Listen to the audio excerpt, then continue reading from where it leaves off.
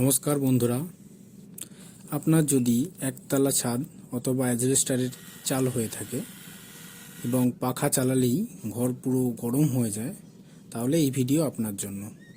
কিভাবে সস্তায় ঘরকে ঠান্ডা রাখা যায় এই ভিডিওর মাধ্যমে আমরা দেখে নেব। প্রথমেই যে কাজটি করতে হবে, যেদিন আমরা রংটি করব তার আগের দিনকে আমাদের অ্যাজবেস্টার হোক বা ছাদ, সেটিকে ভালো করে পরিষ্কার করে নিতে হবে। এখানে আমি জেড পাম্পের মাধ্যমে ছাদটিকে পরিষ্কার করে নিচ্ছি।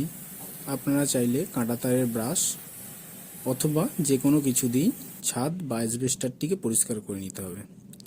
এখানে আমার অ্যাজবেস্টারটি খুবই নোংরা ছিল, দেখুন কীরকম অবস্থা ছিল অ্যাজবেস্টারটি।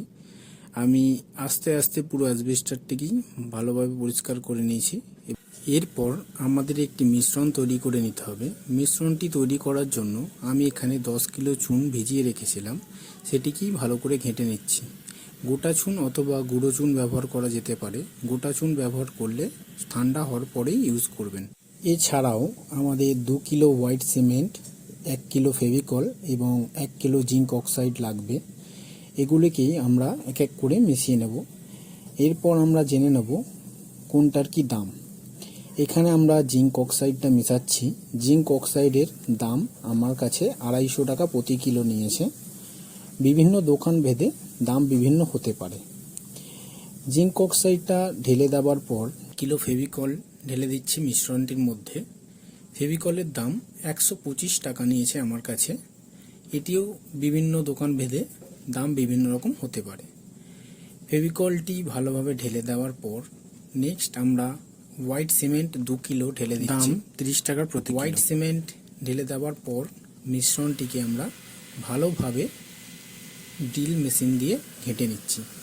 যদি কারোর কাছে ড্রিল মেশিন না থাকে এইভাবে হাত দিয়েও ঘেঁটে নিতে পারে, কিন্তু আমি কখনোই রেকমেন্ড করব না এইভাবে হাত দিয়ে ঘেঁটে নেওয়ার জন্য।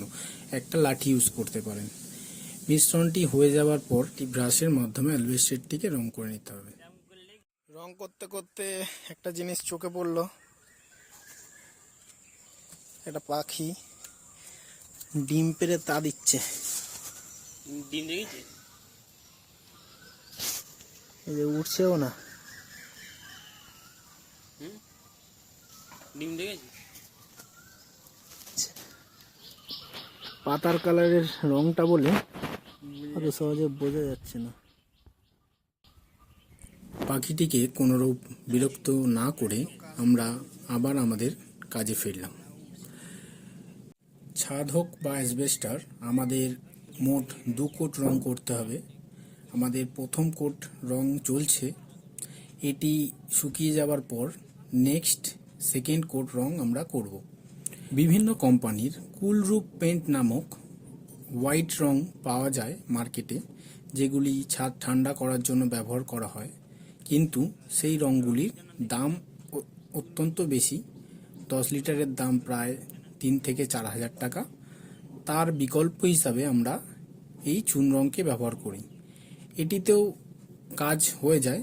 আসলে এর পিছনের কেমিস্ট্রিটি হলো, সাদা রং খুব কম পরিমাণে তাপ শোষণ করে, যার ফলে অ্যাসবেস্টার বা ছাদের উপর সাদা রং করে দিলে অ্যাসবেস্টার বা ছাদ খুব কম গরম হয়, যার ফলে সূর্যের তাপে আমাদের অ্যাসবেস্টার বা ছাদ কম গরম হয় এবং নিচে টেম্পারেচার অনেকটাই কম থাকে। এই রং করার মাধ্যমে ঘরের তাপমাত্রা 5 থেকে 7 ডিগ্রি কমে যায় এবং রং করার পরে দেখতেও কতটা সুন্দর লাগছে তোমরা জাস্ট দেখে নাও।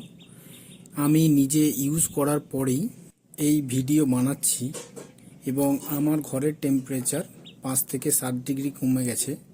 আগে পাখা চালালে যে গরম হাওয়া নামতো, সেইটা এখন নামে না। তোমরাও ব্যবহার করে দেখতে পারো।